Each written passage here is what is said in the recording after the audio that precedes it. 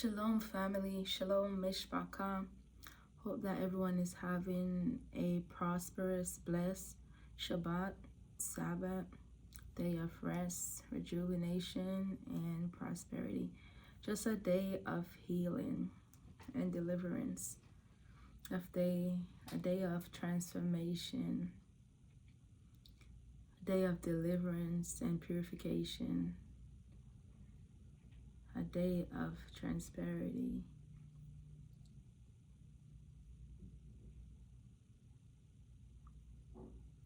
On this day, I was just meditating upon the goodness of the Most High God and the Divine One, the Supreme One, the Supreme Being, gender-free, reveal something to me, something that I would like to touch base on, because I believe, based on experience, that is very important that I do touch on this subject today, because growing up in a Caribbean household, we hear a lot of parables, that was said to be taken from the Bible, that, the Most High spoke. And this one is the one that I was prompted to speak on today. Oftentimes when I'm going through something, and if I'm speaking to a friend or a relative, whether chosen or bloodline, they often would say this. If they of the brown community, they often would say this. If I'm, whatever my troubles may be, and I'm just expressing that, they would often say, quickly, God won't give you more than what you can bear. Master God, He not gonna give you more than what you can bear. God ain't gonna give you this, and God ain't gonna give you that. And over the years, I, accepted that. I believe that. And I've gone through some things in my life where I felt like I was dying. I was suffocating, literally and spiritually, even emotionally. And, I would cry out, seriously, I would cry out to the divine, to the God that lives within. I would cry out to Him and ask Him, like, God, why are you doing this? Why are you putting me through this? Because that's what I was taught. That's what I was told. And not having the spiritual maturity to go read and seek knowledge for myself, I just believe what was told to me from I was a child, and what I've heard throughout communities in my country of birth, in old country and in new country, third world country and first world country. So I just was saying, like, why you put me through this? Why, this is happening, and that's something about me. I always, since I've known myself, I always wondered why. I always seek why. I always ask the question why. I always inquire. That is who I am. Not inquire to be ignorant, but inquire to better understand. So because of this heart posture, the Most High have always blessed me with understanding, because I seek not to belittle. I seek to elevate not only myself but others. I seek to understand so that I could be of aid, to be of help unto those who have been and is currently going through something similar. That is always my heart desire, always has been my heart desire, is to help, never to cause pain, inflict harm. Is always to help, always. That is who I am. That is embedded within my DNA. So I remember going through so many things, and I, being human, I blame God, like, honestly speaking, because I thought God was putting me through these things. I was like, why would God do this to me? Why would, at the time I was saying He, but based on enlightenment, I no longer say He. I was like, why would He do this to me? Why would God put me through this? I thought He's supposed to love me. you know, and that pain begins to fester in my heart. That sore begins to become infected, like me believing that the Most High God put me through these things, these tremendous, you know, detrimental trials to test me, to not tempt me, but in my opinion, it's a temptation. At the time, it was temptation, even though test, what is the difference? You know, really. But I was always wondering why. Why would he put me through that? Just why do I have to show myself approved? Am I not, good enough already? Why am I always being tested? Why am I always being tempted? Why am I always going through these things that cause such, such devastation to my well-being, to my heart? Sometimes I used to feel like my heart is basically about to stop beating, like about to just give up because of, pain I've endured from the hands of others. And sometimes it's due to my own negligence as well, not really, perceiving and having discernment like I should have. But that comes with maturity, spiritual maturity as well. So I was that person that was always so quick as well to repeat what I've heard. Like, and I hear somebody, my first response was like, if you're believing in God, if you are proclaiming to be a Christian, God ain't going to give you nothing more than what you can bear. He ain't going to do that. And I would often tell people that to comfort them, of a way to provide, comfort and, stillness in the mind. But then one day I was meditating in the recent past, and the Spirit said to me, all the things you've been through, God did not put you through that. And I began to meditate further, and the Spirit said, no, God don't do that. God is a parent. He's first concerned with preservation of life and light. He's a parent. The Divine One is a parent, mother and father. That's what the Bible states. When your mother, your father, whomever, sister, brother, forsake you, the Most High God will pick you up, because He's functioning, the Spirit functioning, all these functionable. So the divine function in all these spirits, in all these function. So, He's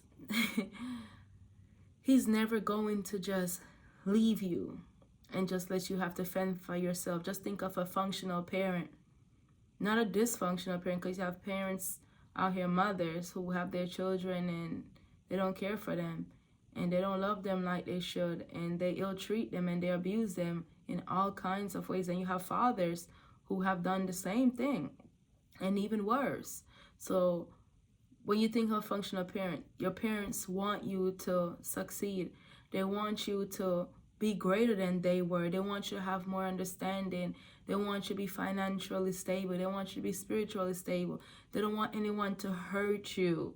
They don't want anyone to cause their child harm. That is the love of a parent. That is the love of a mother. They will go, the strength and love of a mother will move a car, a truck to be of aid unto their offspring. So they're not going to stand by. That love, that motherly love and that fatherly love will not stand by and let anything, whether foreign, spiritual, of this world or not, hurt their loved one. They will fight with everything they have, even with their last breath. They are trying to save their child, their loved one. So they're not going to let anything happen to you, are going to want anything to happen to you, are going to put you through these things to test you, to see if you will make it. No, they tell you so you don't go through it. They warn you, they forewarn you.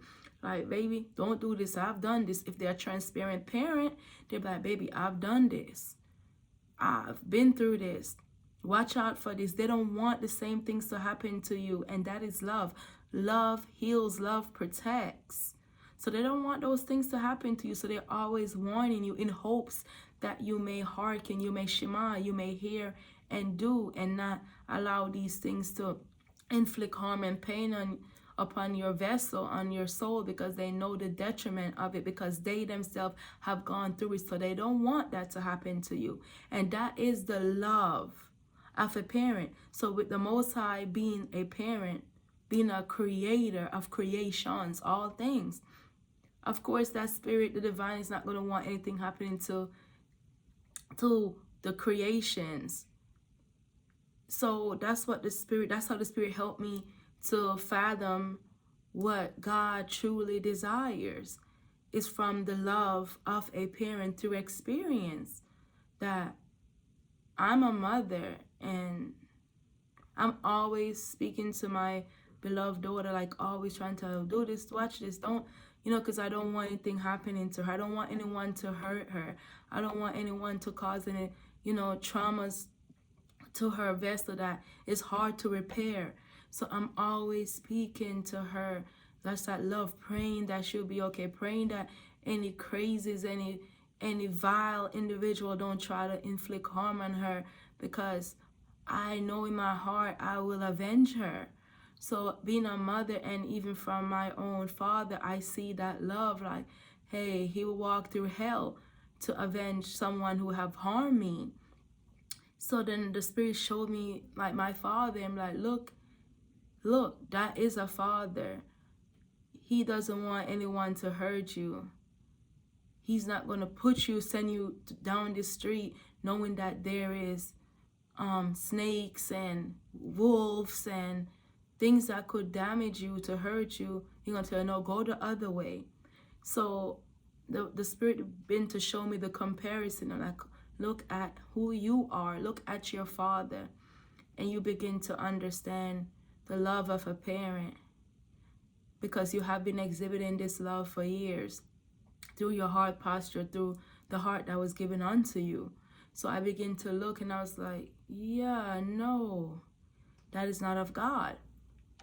God would not do that. And I begin to truly receive that, and it begins to provide healing to my bones, to my vessel, because a lot of things I have blamed the Most High God for out of ignorance, not knowing. That's what ignorance is, just not knowing. You know in part, and you did not seek further, further understanding. So a lot of people stay ignorant for years till they die, because they did not seek to know, to understand further.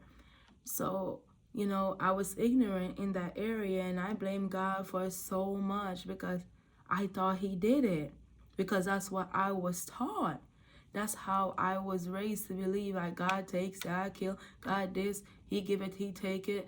All these, things that we were taught as children. But everything is in context. The whole entire Bible is a book of experience based on each individual, and every individual have a different experience with the divine, with the spirit of the Most High God. And everything is supposed to be read in context. Everything in the script, in the Bible, is never physical. It's an antidote for physical things, but it's a spiritual happening.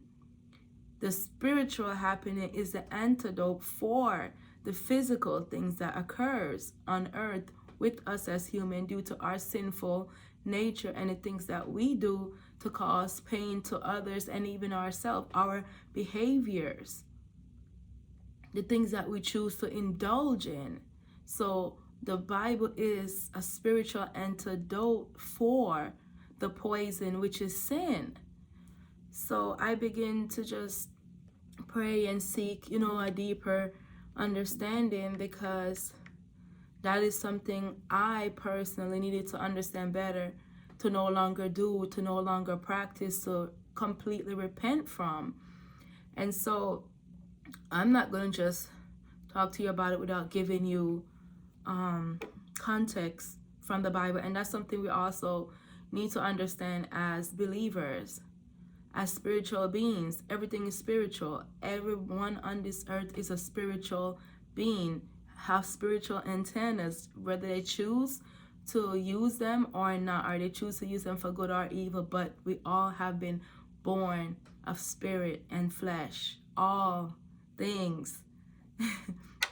So if we go to First Corinthians verse 10, and this is the New Living Translation.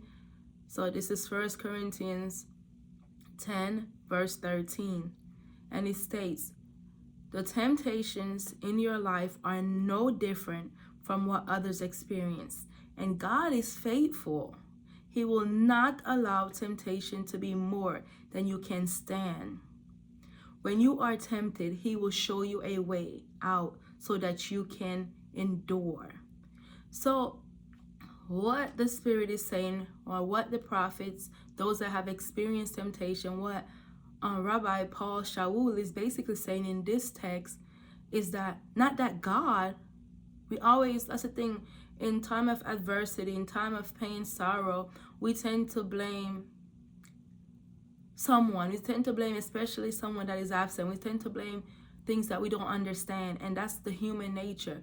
We tend to blame the things that we don't understand, the things that is different, the things that is foreign. We always go to that first to pass blame in the time of hardship. And so we don't see God, but we always hearing about this God. But if you look in the mirror every day, you see God. But that's a different story for another day. So what Rabbi Shaul is basically saying in this text is not that God put you through the temptations. That also is a lie. That is a deception. God did not put you through these temptations. He's saying that He will not allow the temptation that you also put yourself through, and that the work of iniquity and evil have put you through. He's not gonna allow these things to overtake you, because He's a loving, functional parent that love you and desire your wholeness, your life, your prosperity. So He's not going to allow the darkness to overthrow you, to consume you. He's not going to allow your trials, your tribulations to continue if you believe in Him. If you believe in Him, you're always going to be seeking a way for better. So that Spirit will always speak to you, because it will not allow you to continue on a path that is detrimental for your health, that is harming you emotionally, spiritually, and psychological. That is not the Spirit of the divine. That is not a righteous spirit. So that is what the Most High is saying. That is what Paul is saying through implantation of wisdom and thoughts from the divine Spirit that dwells within. This is what he was saying. He will not give you, He will not allow, not give you, He will not allow wickedness, evil to overtake you. He will not allow it. He's going to show you a way out. He's going to show you a way of repentance. He's going to show you a way to avoid these things, to be absent from these things. And based on the Messiah, the Mashiach works, His practice, He was showing you through His work, through His speech, through His words, how to be free from these things. How? So, no, the Bible never states that God will not give you more than what you can bear. The Bible never said that. That is a lie. That is to be debunked. That is supposed to be thrown in the sea of forgetfulness, because it is not true. It is not true. God don't tempt you.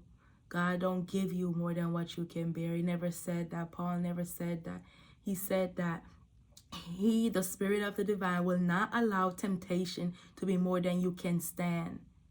Not that He gave it to you, but He won't allow it because He loves you.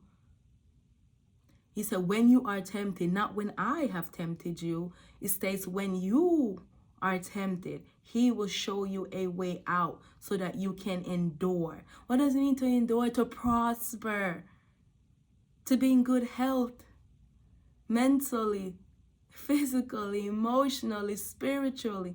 He's going to allow you, He's going to show you a way so that you could prosper, so that you could have life and have that in abundance. Not to destroy your light, that eventually destroy your life. No, that spirit, if you are experiencing something like this, is not of the Most High. Look within, look deeper and see that this is not of God. There are evil in the mix. There is discord in the mix. The spirit of the adversary is very close, and that is not of God. That thing that you're going through is not of righteousness. It's not sent from the divine, because the divine do not send things to destroy you. He send things to help you, to bless you, to encourage you. That is the functional love of a mother and father. And that is who the divine is. He's the corrector. And so also from the same verse, 1 Corinthians 10 verse 13,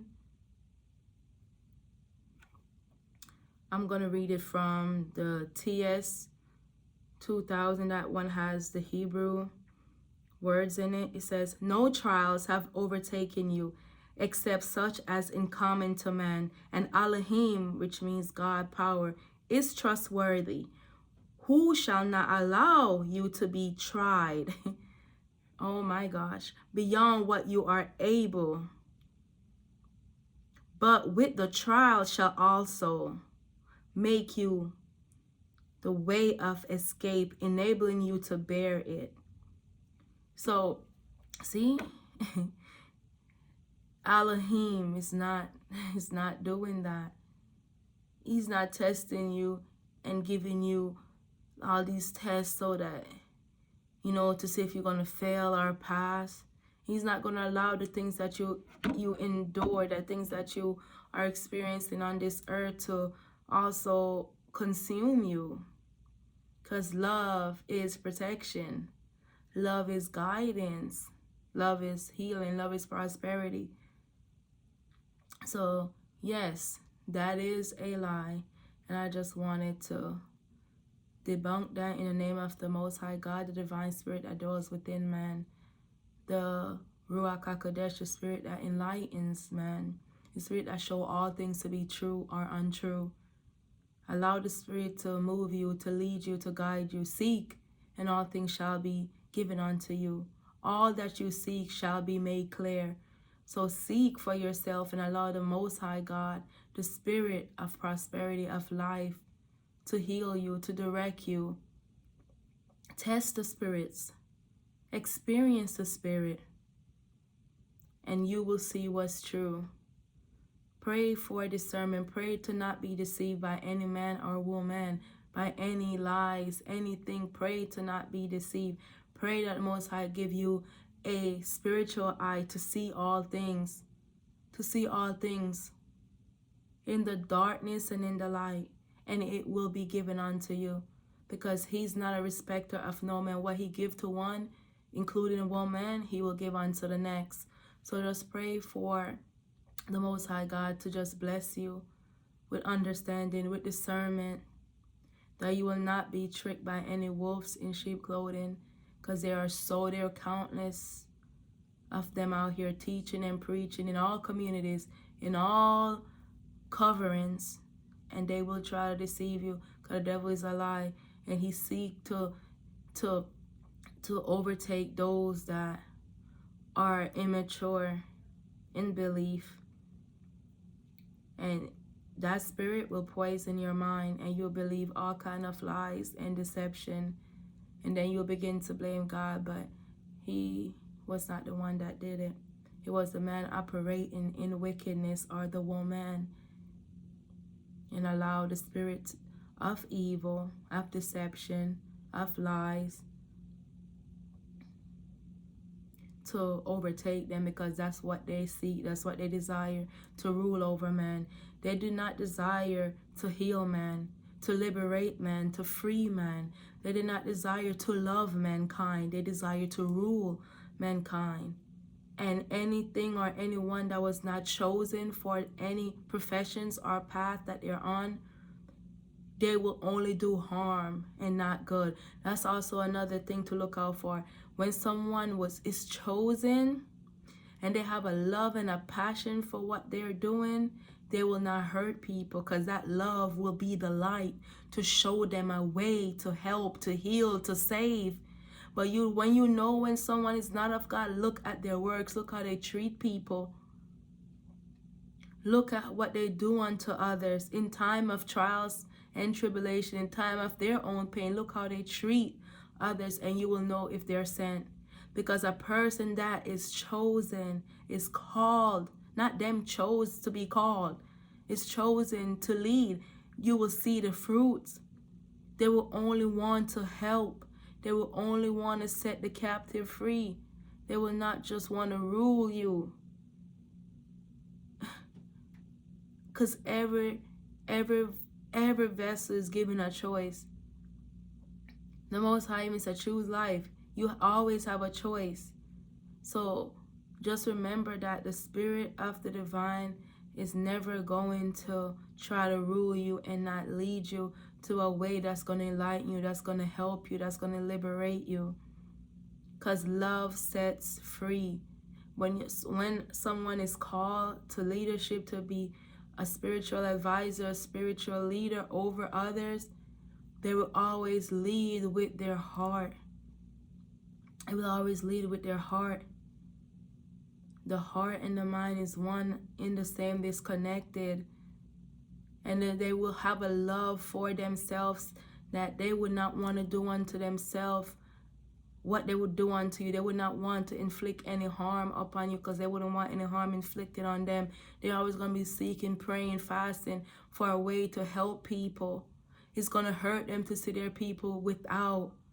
They're going to be hurting to see their people perishing because they were chosen for the office, the function that they're supposed to function in. It is part of their gift to the world. So if you have someone like that, you will know if they're sent. But if that is not happening in the ministry, the congregation that you're in, you need to really fast and pray and seek the Most High for understanding. Because love is the answer.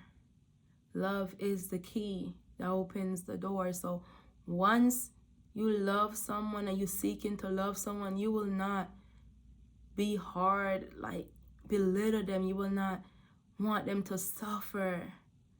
You'll just want them to be better.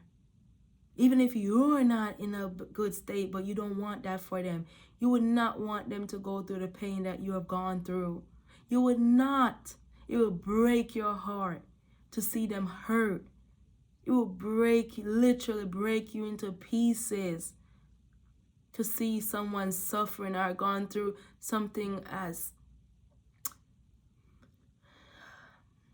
painful as you have gone through. So that love will lead you.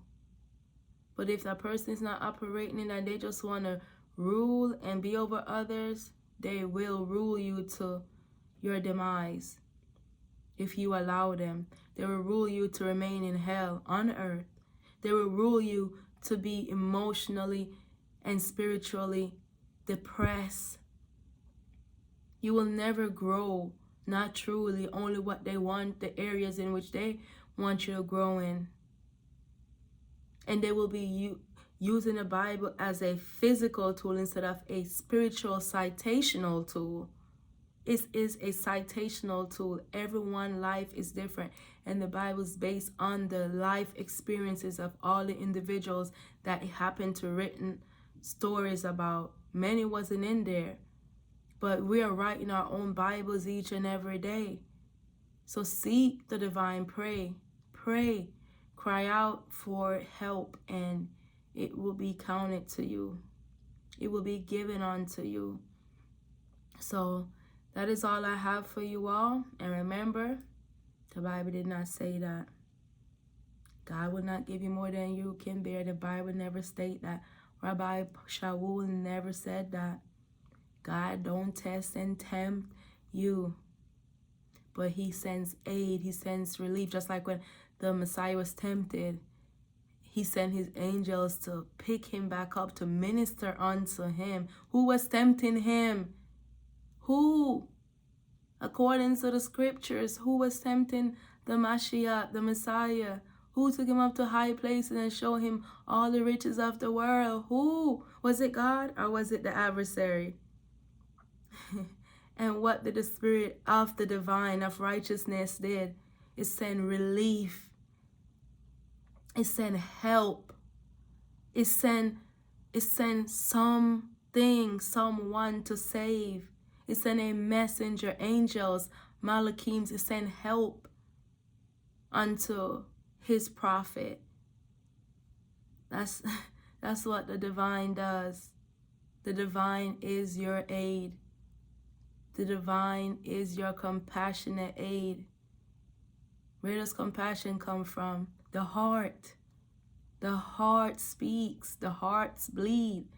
Where does compassion come from? Where is your soul, your ruach come from? Where is your ruach connected to your blood? What pumps the blood? Let's go back to modern medicine here. What pumps the blood? The heart. What filters the blood?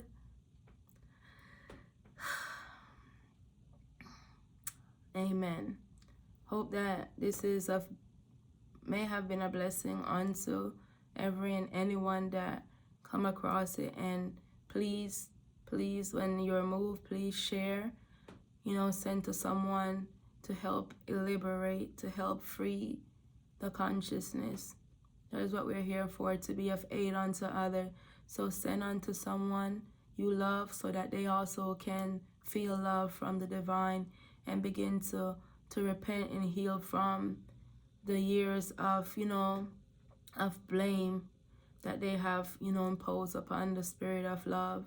So send to all your loved ones, share, like, and subscribe.